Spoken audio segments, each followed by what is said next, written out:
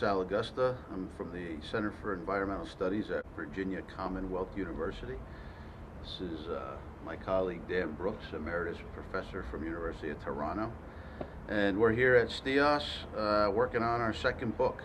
Our research is essentially about applying evolutionary principles to the problems of climate change and other issues surrounding the Anthropocene. Our first book together was about providing an evolutionary platform to address issues like climate change and other issues facing us in the Anthropocene. And our second book that we're working on at STIAS is focused on essentially applying what we learned in the first book to some of the problems of climate change. Our main message is that the fuel for evolution is potential.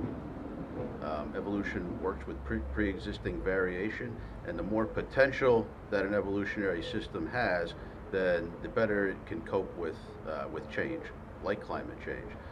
So the project we're working on now is taking that idea and essentially applying it to the climate change problem and sort of taking a step back and asking ourselves what kind of economic systems, what other kinds of approaches to climate change would better include having some potential.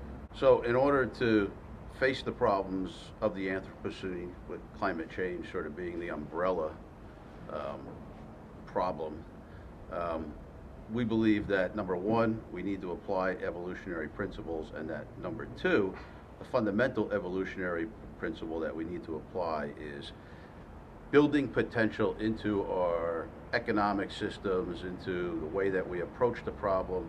It's not all about growth in the immediate term. It's about putting things aside so we have potential to cope with the change that's coming. One of the reasons we feel that this is a very important issue right now is that current projections suggest that we don't have very much time to really begin to get this right. So the two fundamental things to realize, one is that whatever we're doing now, no matter how well-intentioned it is, it's not working very well. We're not making much progress, and the current projections are that if we don't change some things fundamentally with respect to how we cope with climate change, then humanity is going to be in great danger within about 30 years.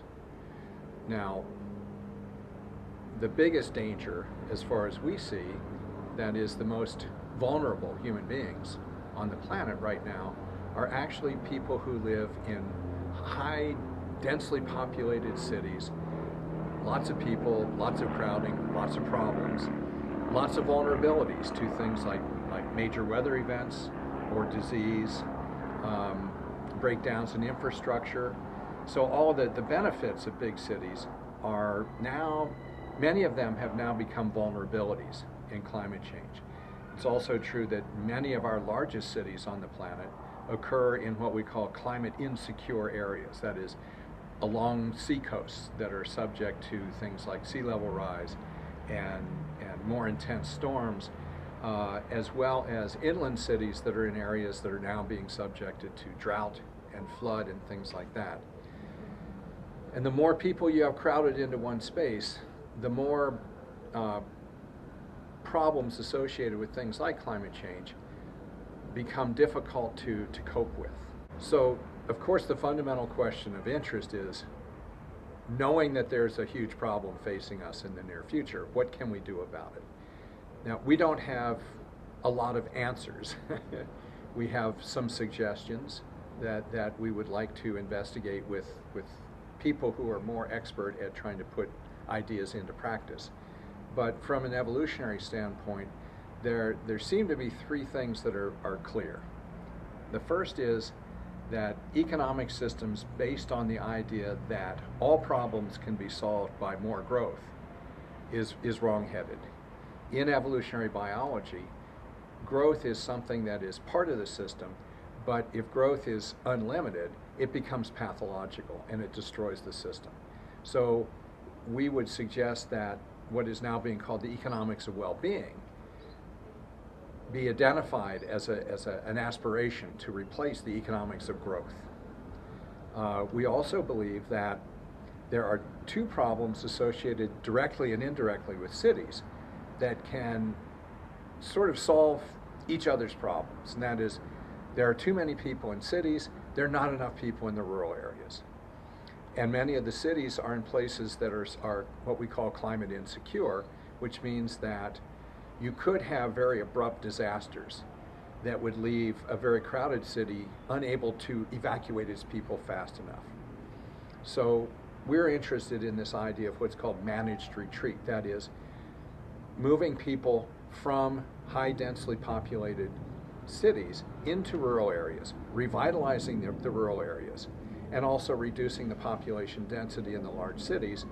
So that alleviates those kinds of problems in the cities, but it also helps revitalize the rural areas and bring some renewed vigor back into those places. Maybe the only good thing about the pandemic is that we have all learned how to stay connected even if we're not in the same place.